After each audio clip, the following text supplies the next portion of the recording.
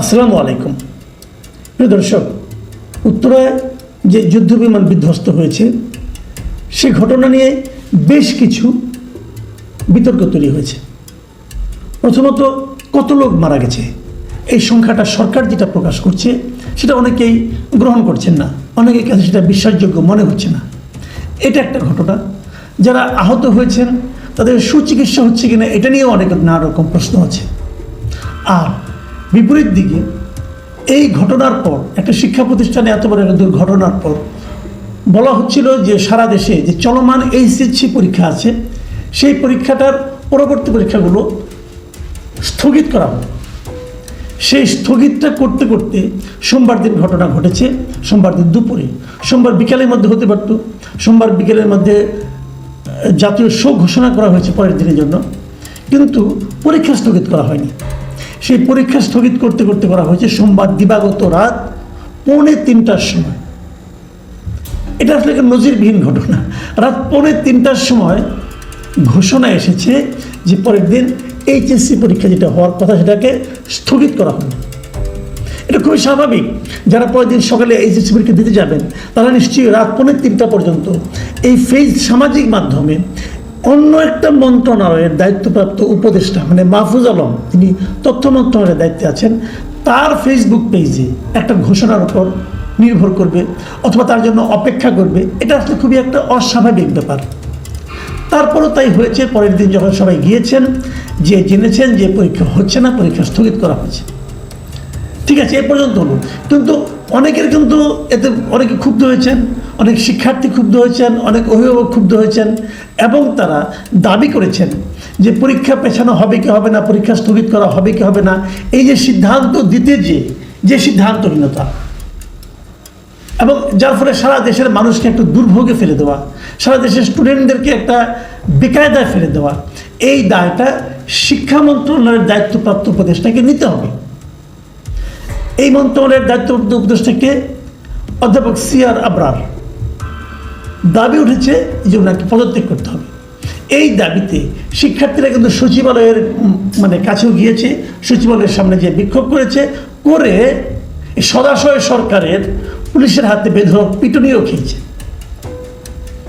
তো এটা নিয়ে সামাজিক মাধ্যমে এবং বিভিন্ন মিডিয়াতে সাধারণ মানুষের মধ্যে ব্যাপক ক্ষোভ দেখা গেছে। এই ক্ষোভের প্রেক্ষিতে সরকার যেটা করেছে যে শিক্ষা মন্ত্রণালয়ের দায়িত্বে যিনি সচিব ছিলেন, সিনিয়র সচিব, তাকে পদ থেকে সরিয়ে দিয়েছেন। সিনিয়র সচিব সিদ্দিক জুবায়ের এই ভদ্রলোককে অব্যাহতি দিয়েছেন। তো আজকে যেটা হয়েছিল, আজকে মন্ত্রণালয়ে এই সচিবকে অব্যাহতি দেওয়া হলো, কিন্তু উপদেষ্টা মহোদয় অব্যাহতি নিলেন না অথবা পদত্যাগ করলেন না।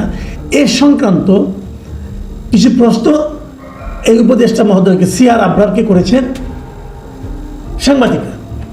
সিআর আবরার দৃশ্যতে বিব্রত অথবা বিরক্ত হয়েছেন এবং আমরা বিভিন্ন মিডিয়াতে দেখলাম ওনার ভিডিওগুলো, উনি খুবই বিরক্ত হয়েছেন বলে মনে হলো। উনি এক পর্যায়ে বললেন যে আপনারা তো আমাকে এভাবে জবাবদিহি করতে পারেন না, জেরা করতে পারেন না। ঠিক আছে, কিন্তু প্রশ্ন হচ্ছে সিআর আবরারকে যখন বলা হলো যে আপনি কি তাহলে আপনার দায় স্বীকার করে অব্যাহতি নেবেন কিনা, পদত্যাগ করবেন কিনা, উনি কি বললেন? উনি কিন্তু বললেন যে না, ওনার নিজে থেকে পদত্যাগের কোনো রকম অভিপ্রায় নেই।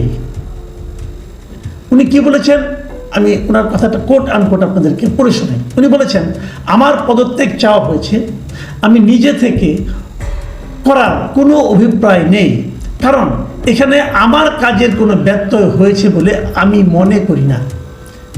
আপনাদের পরম্পরাটা জানালাম, আমার তো নিয়োগকর্তা রয়েছেন, তারা যদি মনে করেন এখানে ব্যত্যয় ঘটেছিল তো আমাকে যেতে বললে আমি অবশ্যই চলে যাব। এখানে আক্ষেপ করার, নিজেকে জাস্টিফাই করার তো কিছু নেই। এই হলো ওনার বক্তব্য। এইটা পড়ে আমার কাছে যেটা মনে হলো শুনে এবং পড়ে, প্রথমত হলো যে ওনার কাজে যদি কোনো ব্যত্যয় না হবে তাহলে ওনার সচিবকে কেন বাধ্য হলো? তাহলে সচিবের কাছে ব্যত্যয় হয়েছিল? সচিব কি মন্ত্রণালয়ের শীর্ষ ব্যক্তি, এই সময় উপদেষ্টা, তাকে না জানিয়ে অথবা তার কথার অবাধ্য হয়ে কিছু করতে পারেন? এই প্রশ্ন থাকবে। আরেকটা যেটা প্রশ্ন হচ্ছে সেটা হলো, উনি বলছেন যে ওনার কাজের কোনো ব্যত্যয় হয়নি।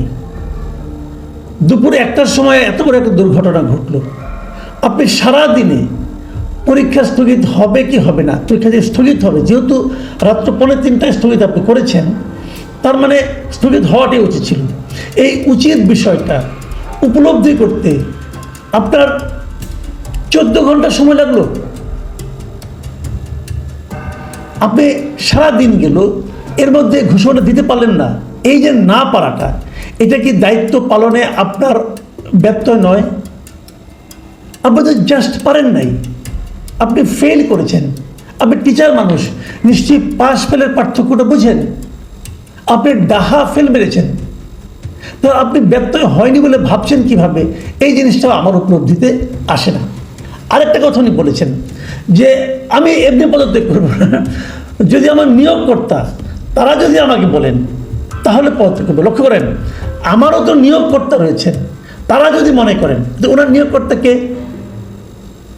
আমি তো মনে করতাম যে প্রধান উপদেষ্টা হলো ওনার নিয়োগকর্তা, এবং এরকমই নিয়ম যে প্রধান উপদেষ্টাই বলেন। মানে প্রধান উপদেষ্টা আসলে de facto prime minister. Prime minister যেভাবে কাজ করেন, প্রধান উপদেষ্টা ঠিক সেভাবেই কাজ করেন। তাহলে মন্ত্রিসভায় কিন্তু নিয়োগ দেন প্রধানমন্ত্রী, মানে মানে প্রাথমিকভাবে নিয়োগ দেন। কারণ এটা তো আসলে আমি যদি আরও দূরবর্তী হিসাবে চিন্তা করি, নিয়োগ করতে আসছে জনগণ, এবং জবাবদিহিটা জনগণের কাছে। প্রাইম মিনিস্টার যেহেতু করেন, অথবা প্রধান উপদেষ্টাকেও করতে হয়, ওনার উপদেষ্টা মণ্ডলীকেও জনগণের কাছে জবাবদিহি করতে হয়। তাহলে সেভাবে যদি আমি ধরি, প্রথমত ওনার নিয়োগ করতে হলো প্রধান উপদেষ্টা, আর যদি আমি আরও বড় করে ভাবি তাহলে ওনার নিয়োগ করতে হলো জনগণ। তো এখানে উনি কী বললেন যে তারা যদি মনে করেন, তারা মানে কি? তাহলে কি এখানে একাধিক ব্যক্তি ওনাকে নিয়োগ দিয়েছেন? একাধিক কারা? একাধিক বলতে উনি জনগণকে বুঝিয়েছেন নাকি অন্য কাউকে বলে বুঝিয়েছেন? অনেকে মনে করেন এই উপদেষ্টা মণ্ডলীতে 2জন ছাত্র উপদেষ্টা আছে, এবং বলা হয়ে থাকে এই 2জন নাকি খুবই পাওয়ারফুল। বয়স কম হলে কী হবে, এরাই নাকি সবচেয়ে পাওয়ারফুল, এরাই নাকি সব কিছু করে। আর ওই বৃদ্ধগুলো এই মানে আপনি ছোটদের ধমক টমকে মোটামুটি প্রকম্পিত থাকে সবসময়। তাহলে কি এরাই ওনার নিয়োগকর্তা? হতে পারে, কিন্তু আমি এটাকে একদম অস্বাভাবিক কিছু বলছি না। কারণ দেখেন, এই যে পরীক্ষা স্থগিত হবে, এই ঘোষণাটা কিন্তু এসেছে প্রথম এই 2 ছাত্র নেতার একজনের কাছ থেকে, মানে মিস্টার মাহফুজ আলমের কাছ থেকে। উনি ছিলেন তথ্য উপদেষ্টা। শিক্ষা মন্ত্রণালয়ের একটা তথ্য মাহফুজ আলম সাহেব কেন ডিসক্লোজ করবেন, তাও আবার সোশ্যাল মিডিয়ায়? এই সোশ্যাল মিডিয়ায় এই মাহফুজ আলম সাহেব এর আগেও অনেক স্ট্যাটাস দিয়েছেন, এবং সেটা আবার উড্র করে নিয়েছেন। তো এটাকে জনগণকে সেখানে উড্র করে নেওয়া হতে পারে বলে ভাবতে পারতেন না? তো কী মূল্য আছে? তার কিছুক্ষণ পর এই একই তথ্য আবার ফেসবুকে মানে সোশ্যাল মিডিয়ায় জানিয়েছেন যুব ক্রীড়া বিষয়ক উপদেষ্টা আসিফ মাহমুদ সজীব ভুঁইয়া, মানে আরেকজন ছাত্র উপদেষ্টা। তাহলে তো মনে হচ্ছে যে এই 2জনই সবচেয়ে পাওয়ারফুল, যা নাকি অন্য মন্ত্রণালয়ের সিদ্ধান্ত জানান।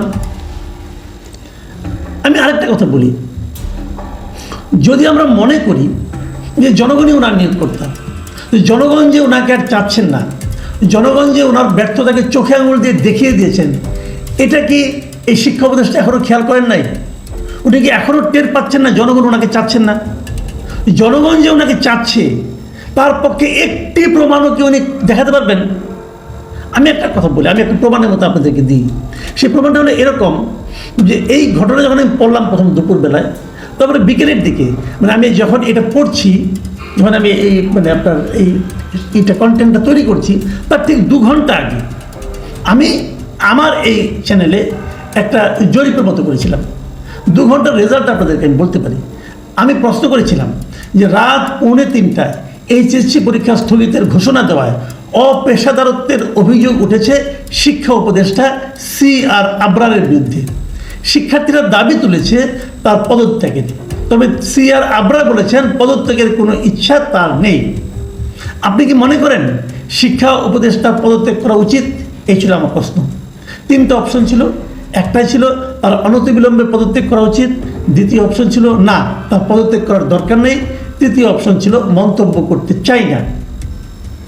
তার অনতিবিলম্বে পদত্যাগ করা উচিত এই মতের সঙ্গে একমত হয়েছেন ৭৯% মানুষ, ৭৯%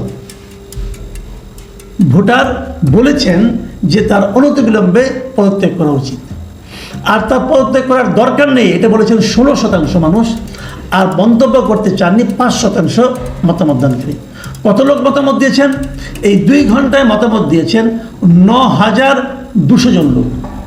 এটা আরও চলতে থাকবে, যতই সময় যাবে হয়তো আরও বাড়বে। আমি আপাতত 2 ঘন্টায় প্রাপ্ত ৯,২০০ লোকের মতামতটা আপনাদের সামনে তুলে ধরলাম।